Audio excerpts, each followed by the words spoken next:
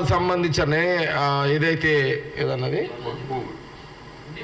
ఆ నిమ్స్ భూములకు సంబంధించిన రైతులకు ఇబ్బంది కలుగుతుంటే నాకు తెలిసిన ఒక 10-15 సార్లు జైరాబాద్కు పోయి ఆ రైతులకు ఊరట ఓదార్పు దాని మీద జిల్లా కలెక్టర్ అప్పుడున్న కలవడం. ఒక సందర్భంలో నాకు ఫోన్ చేసి జగ్గారెడ్డి జిల్లా కలెక్టర్ని కలుద్దాము ఈ జైరాబాద్ రైతులకు సంబంధించి ఇట్లా ఇక్కడనే కాదు ఎంటైర్ తెలంగాణలో రైతులు ఎక్కడ ఇబ్బంది పడుతున్నా ఆ ప్రాంతం పోవాలి, విజిట్ చేయాలి, దానికి సంబంధించిన ఒక నివేదిక తయారు చేయాలి. ఆ నివేదిక అంతా కూడా ఒకరోజు పిసిసి రేవంత్ రెడ్డి గారు, సిఎల్పి బట్టి విక్రమార్క గారు, మేమంతా శాసనసభ్యులము కోదండరెడ్డి గారి యొక్క సమక్షంలో సోమేష్ కుమార్ గారికి అన్ని గంట సేపు ఆ రోజు సోమేష్ కుమార్ గారి ముందు ఎట్లయిపోయిందంటే ఆయన చీఫ్ సెక్రటరీ తప్పదు ఆయనకే చెప్పాలి, కానీ ఎంత చెప్పినా చెవిటోని ముందు శంకుదినట్టు అయింది. ఆ రోజు ఆ చెవిటోని ముందు శంకుదినట్టు అయింది మా పరిస్థితి. అయితే అన్ని ఇంటనే ఉన్నాడు కానీ ఏం చేస్తాడు పాపం డమ్మీ చీఫ్ సెక్రటరీ ఆ రోజున సోమేష్ కుమారు. బటన్ ఆడుంది, బటన్ ఆడుంది, మనిషి ఈడున్నాడు, ఏం చేయాలో అర్థం కాదు. కానీ చెప్పాలి.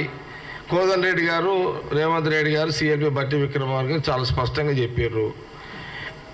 అందుకే కాంగ్రెస్ పార్టీ ఆల్రెడీ రాహుల్ గాంధీ గారు కూడా చాలా సందర్భాల్లో ధరణి అనేది చాలా అవకతవకలు జరిగినాయి, రైతులు తెలంగాణ నష్టపోయారు, తెలంగాణ ఇచ్చింది రైతుల కోసమే కదా, ఆ రైతులు సుఖంగా లేరు, ఏమి ధరణి అనే సందర్భంలో కూడా ఆ రోజు పిసిసి వద్దాలు రేవంత్ రెడ్డి గారు కానీ రాహుల్ గాంధీ గారు వరంగల్ వచ్చిన సభలో కూడా చాలా స్పష్టంగా ధరణిలో మార్పులు చేర్పులు అవకతవకలు బయట పెడతాము, మా ప్రభుత్వం కాంగ్రెస్ ప్రభుత్వం వచ్చిన వెంటనే చాలా స్పష్టంగా రాహుల్ గాంధీ గారు చెప్పడం జరిగింది.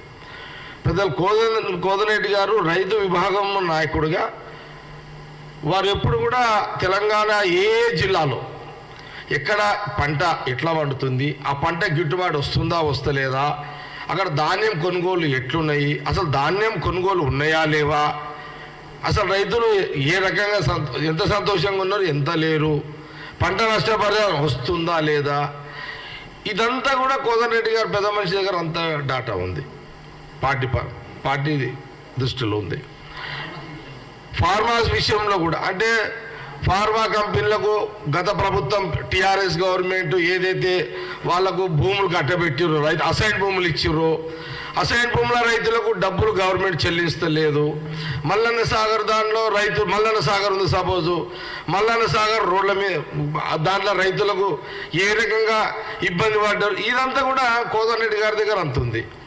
అందుకే ముఖ్యమంత్రిగా రేవంత్ రెడ్డి ముఖ్యమంత్రిగా అయిన తర్వాత ఈ ధరణిలో ఉన్నటువంటి అవకతవకలను అన్నీ బయటికి తీయాలి, సంబంధిత అధికారులను వాళ్ళదంతా ఎవరెవరు తప్పులు చేసిరు, ఏ రకంగా తప్పులు చేసిరు ధరణి అడ్డం పెట్టుకున్న పోస్ట్ మార్టం జరగాలి. అందుకే ఇన్ని అనుభవాలతో ఉన్నటువంటి వ్యక్తి కోదండరెడ్డి గారిని ఈ ధరణి అవకతవకల ప్రక్షాళన చేయడానికి కోదండరెడ్డి గారిని కన్వీనర్గా పెట్టడం జరిగింది. దీనిలో అనుభవం ఉన్న చాలా సిన్సియర్గా అనుభవం ఉండి లోటుపాట్లను గ్రహించి లీగల్ ఒపీనియన్స్ కూడా గ్రహించి ఇదంతా జరుగుతున్నది. ఇది 2 నెలల నుంచి ఒక ప్రాసెస్, 2 నెలలే కదా జరిగింది.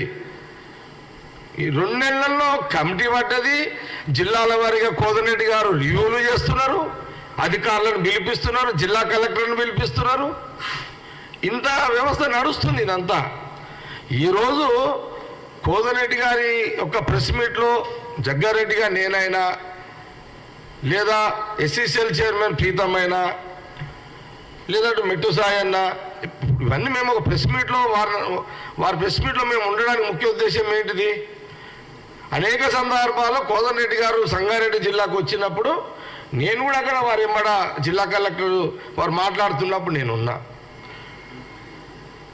ఒక సందర్భంలో ఎస్సీలకు ఎక్కడెక్కడ దళితులకు అన్యాయం జరుగుతుంది, ఎస్సీసీఎల్ చైర్మన్గా ప్రీతం కూడా కొన్ని ప్రాంతాలు విజిట్ చేయడం జరిగింది. బీసీలకు పక్షాన మెట్టు సాయి కుమార్ ఇట్లా కొంత రిప్రజెంటేషన్గా చాలామంది కాంగ్రెస్ పార్టీలో నాయకులు అందరూ కూడా ఈ డాటా అంతా కూడా, అందుకే కోదండరెడ్డి గారు ఈ ధరణి యొక్క అవకతవకలను ఇప్పుడు రైతులు చిన్నకారు రైతులు ఉన్నారు. అసలు ఇప్పుడు వారు కోదండరెడ్డి గారు ఇప్పుడు తొందరగా ఒక సెక్షన్ని తొందరగా ధరణిలో ఎలాంటి ఇబ్బంది పడుతున్నారు ఆ ఇబ్బందులు తొలగించి ఒక ప్రక్రియ వారు త్వరలో ప్రకటించబోతున్నారు కోదండరెడ్డి గారు. ఇవన్నీ జరుగుతున్నాయి. ఈరోజు మేము మీడియా ముందుకు రావడానికి కారణం ఏంటంటే కాంగ్రెస్ పార్టీ ప్రభుత్వం ఉంది, కానీ కోదండరెడ్డి గారు ధరణి కమిటీ కన్వీనర్గా కాంగ్రెస్ పార్టీ మేము ఏం చేస్తున్నామనే విషయాన్ని ముందుగా మేము ప్రజలకు తెలవాలి, అది మీడియా ద్వారా పోవాలి. కాబట్టి ఈ ప్రెస్ మీట్. కాబట్టి మేమంతా కడుగుడు ఆల్రెడీ నేనేం చెప్తున్నా, ఒక్క చిన్న 1 లీటర్ బాటిల్తో కంపు పోదు. కేసీఆర్ చేసిన పాపాలు, ఆ ప్రభుత్వం చేసిన పాపాలు, లోపాలు, అవకతవకలు, ఈ బ్యారెళ్ళ డబ్బుల ఫినాల్ కావాలి ఇప్పుడు మాకు. ఇదంతా సగం ఖజానా దానికే పోయేటట్టున్నది, వీళ్ళు కడగనికనే పోయేటట్టున్నది, అంతా ఫినాల్కే పోయేటట్టున్నది ఇలా కథ అంతా. కాబట్టి ఇది సీరియస్ మ్యాటర్, ఇది అంత ఈజీ మ్యాటర్ కాదు. భూమి మనిషి బతుకుతో లింక్ ఉన్న భూమి అంటే మనిషి భూమితోటే కదా లింక్. కాబట్టి ఏం అడుగుతున్నావు?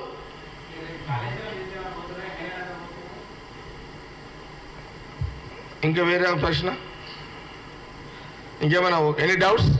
కాబట్టి వారు ఇప్పుడు కేటీఆర్ గారి గురించి కూడా చెప్పారు. ఒక మంత్రి శాఖలో అవకతవకలు గమనించాల్సిన బాధ్యత మంత్రి మీద ఖచ్చితంగా ఉంటుంది. ఏ మంత్రి అయినా సరే, టీఆర్ఎస్ మంత్రి అయినా సరే, ఏ మంత్రి అయినా సరే ఉంటుంది, అది బాధ్యత తప్పదు అది. కాబట్టి పెద్దలు కోదండరెడ్డి గారు చెప్పారు కాబట్టి కొంత నేను ఇంకా కొన్ని విషయాలు చెప్పాల్సిన అవసరం ఉంది కాబట్టి చెప్పడం కూడా జరిగింది. ఏది ఏమైనా త్వరలో కోదండరెడ్డి గారు ఆ ధరణి సంబంధించిన తొందరగా వారు కొన్ని ప్రాసెస్ ఇప్పుడే వారు చెప్పాల్సిన సమయం ఇంకా రాలేదు కాబట్టి పెద్దలు కోదండరెడ్డి గారు ఇంకా చెప్తలేరు. ఆ టైం వస్తుంది, ఆ ప్రాసెస్ వస్తుంది. వారు అఫీషియల్గా వారు సెక్రటరీలో చెప్తారు అన్ని విషయాలు. మొదలైతే ప్రజలను అలర్ట్ చేసే దిశలో మేము ఒక కాంగ్రెస్ పార్టీగా, మేము నాయకులుగా మేము అందరం ఈరోజు మీడియా ద్వారా ప్రజానీకానికి ఈ విషయాలు తెలవాలి కాబట్టి ఈరోజు ప్రెస్ మీట్ పెట్టడం కూడా జరిగింది.